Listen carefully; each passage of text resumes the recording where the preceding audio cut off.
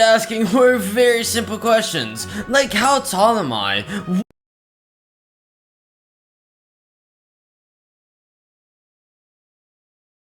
What is my real name?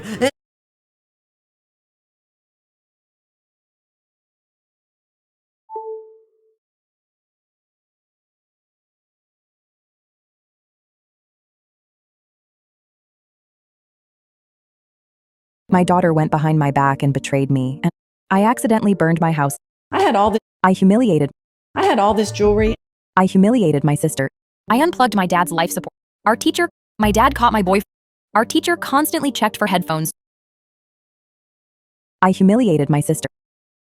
Our teacher constantly checked for headphones during tests and even tried to get a Muslim girl to take off her hijab just to see. She wasn't letting anyone get away with it that day, so I turned my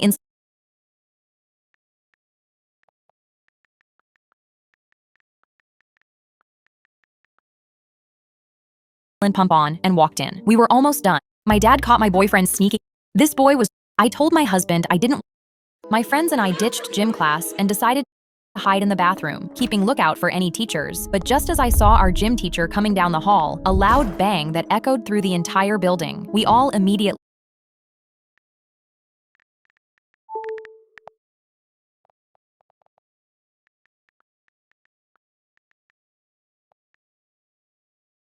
froze. But then we heard it again and again. Then we heard screaming. My daughter was the prettiest girl at her high school, but would constantly have boys trying to confess their love to her. She would always reject them. I was running to the bathroom when my boyfriend raced past me and locked himself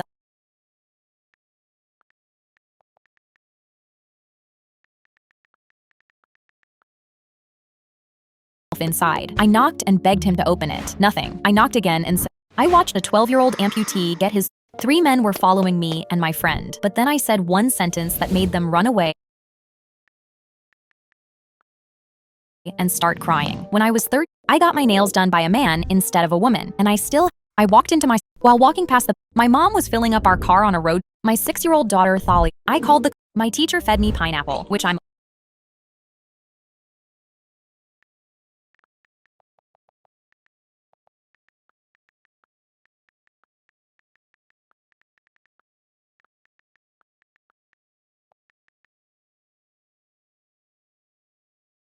allergic to, so I brought my own treats to class as revenge. I've had a pineapple allergy my whole life, and I've nearly unalived. I went to the Minecraft movie, and woke up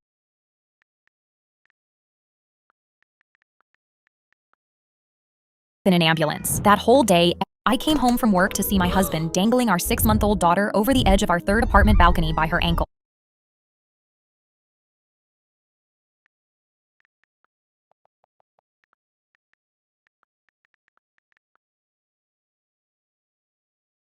I watched so much TikTok, it ended up saving a life. The second I picked up the phone, I heard her sobbing. Oh my god, I messed up. I just swallowed an entire bottle of pills. I was panicking, but tried to stay calm. You need to go throw those up immediately, but she kept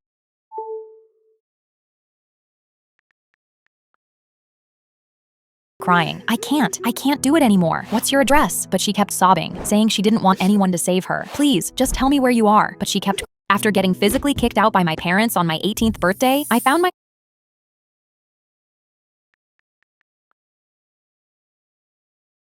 myself checking into the homeless shelter downtown. There, I met and slept next to a man named Troy, who my teacher ripped off my wig to prove I was faking cancer. My teacher ripped off my wig to prove I was faking cancer. I was sitting in the back corner when the substitute stopped teaching and stared at me. Take that wig off. It's not Halloween. Before I could say anything, she marched towards me and crouched down to my level. She said, "You want attention so badly that you're pretending to have cancer?" She grabbed a fistful of my wig and yanked it off my head. The room went completely silent. I told her I had documentation to prove I have cancer, and she rolled her eyes. I'm sure mommy and daddy paid good money for that fake paperwork. They make a lot of. I was at my high school prom when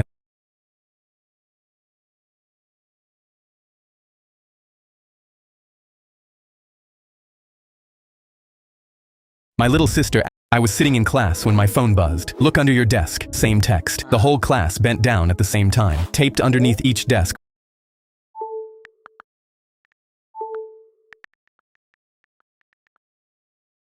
was an envelope with our name on it. I ripped mine open. My son came home from school crying his eyes out. I woke up late for school, and it said my US Marine squad was on patrol in Norway.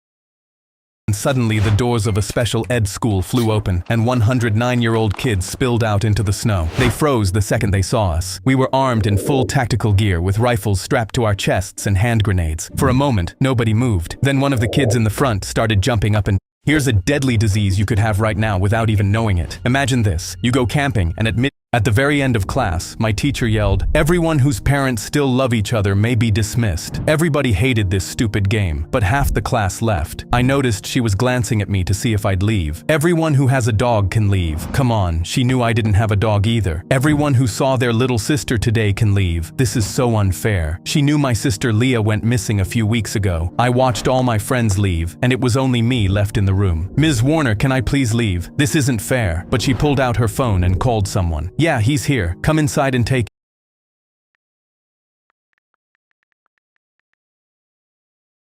him. I'll make sure he doesn't scream." "What the? Ms. Warner, are you talking about me?" I had a horrible feeling. My client's ex-wife, a clothing brand app. I made my anger management therapist. I replaced my girlfriend's cat with a At my 10th birthday party, a clown asked me, "Are there any police officers here?" And I pointed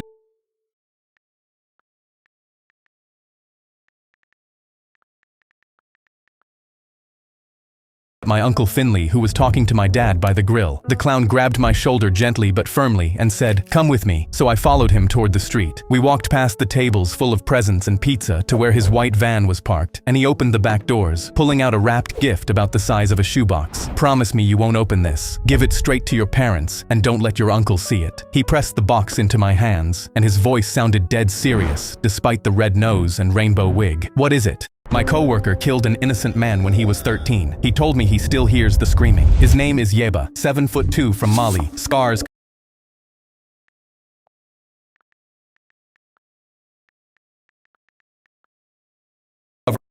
his body from hunting wild animals since childhood. In his tribe, when a boy turned 13, he became a man through ritual sacrifice. The chief's son carried out the act. Yeba's father was the chief. Yeba was 13 when a white American missionary walked into his village to spread the word of Jesus. The tribe captured him, bound his hands, and decided he would be the next sacrifice. A white van slammed on its brakes behind me, and 2 masked agents jumped out. The biggest agent came from behind. My brother was about to be executed for murdering his girlfriend, and I was the only person who showed up believing he was innocent.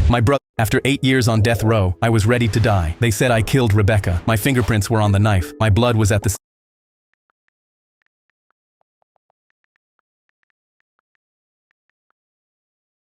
scene. I told them I didn't do it, but nobody. The girl's mother woke her and her. Have you ever wondered what happens behind the scenes of those helping the homeless videos?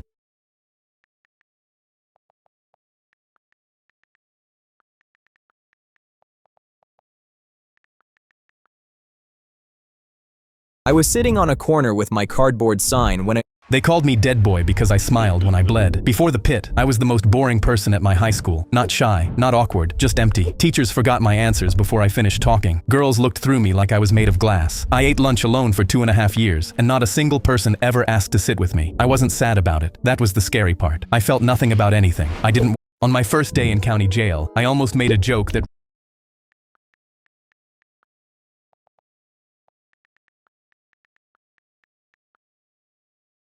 ruined my life forever. I was surrounded in the middle of an assembly. Can you hold this? Hold what? I found out why the McDonald's ice cream machine is always broken, and it got me fired. My first week there, my students kept killing. A student made a girl cry in my class, but it was so funny. I kneeled on broken glass to apologize for dropping a cup. Elena screamed. She grabbed my. We were sitting in class when my teacher yelled, "Did someone eat these?" But we all started laughing. She was